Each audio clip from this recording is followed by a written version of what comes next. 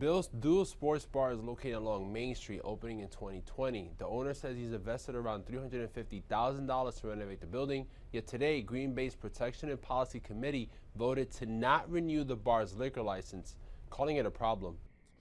Bill and Cami, this has been a wild weather day today. Earlier, I was just covering the record heat in the Green Bay area, and now, as you can see behind me, I'm a mile north of the town of Spruce in Oconto County, where I'm standing beside two barricades, and these are blocking people from going across this road. We spoke to a firefighter as we were arriving on scene. This is a copy of the letter the district sent to parents to reassure them of the resources that they have available at the school as parents prepare their kids to send them off tomorrow. Jeff, students were evacuated from Bayview Middle School and sent to Green Bay Community Church, which is right behind me. About less than an hour ago, we saw several school buses and parents show up to pick up their kids. The Howard Fire Department tells us that around 11 this morning, it responded to Bayview Middle School. They said that several kids were feeling sick, fainting, having difficulty breathing. One child was taken to the hospital by their parent. Joshua.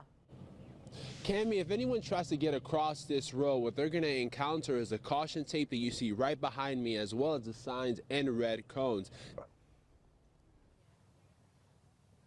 Bill, the candlelight visual started at about 5:30. There's a few people still here. We're waiting for lanterns to be lit and flown into the sky. We're just going to give it another 25 minutes until that happens. But there were several people that spoke here, just not only for prayers for the unfortunate incident that happened in Uvalde, Texas, but also calling for action and whatever that may look like. I spoke with teens here that were at this event. They attend high school in Manitowoc, and they talked about the trauma of learning of the death and how some of the children who were killed look like their cousins, look like their sisters and brothers, and they also talked about they want more security within the school. So you're going to listen to that right now when we finish speaking with a few teenagers earlier.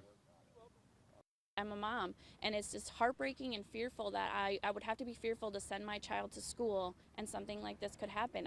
My heart is just broken for those parents. When I saw the faces and all of the kids that lost their lives at school, I had thoughts about what if that was my sibling? What if that was my cousin? Again, there were people out here calling for action in terms of, whatever that might look like in terms of legislative, whether it's more security, whether it's gun control, whatever that might be. And in about 20 minutes, they will light lanterns and make sure that those victims are remembered. Reporting live in Manitowoc, Joshua Peguero, Action 2 News. I want to show you the fence the suspect, Jessica Churchill, climbed. This is it after she got into a violent accident on Interstate 41. Now, the witness says he saw her vehicle explode. That's Tyler Samari, who says he called 911. He says he constantly looks at his mirrors, and Jessica Churchill drove so fast he couldn't even see her. She had just popped up and was within inches of his vehicle. The hit and run happened near I-41's Northland Avenue exit. Samari says he was surprised that Churchill continued driving after the crash due to how intense the impact was. Her airbags went off. I mean, it was a very hard impact. It sounded just like a car accident when you hear that big pop. The whole side of the SUV was completely destroyed. That vehicle ended up 20 plus feet off the highway. Went over the ditch and into almost the backyard of a house. So again, Bill and Cami, after she climbed this fence right here, she ended up walking to the church that you see right here, where she took off her clothes. Police say she then broke into a home and was found unconscious, and that's where she was arrested. Reporting live in Grand Chute, Joshua Peguero, Action 2 News.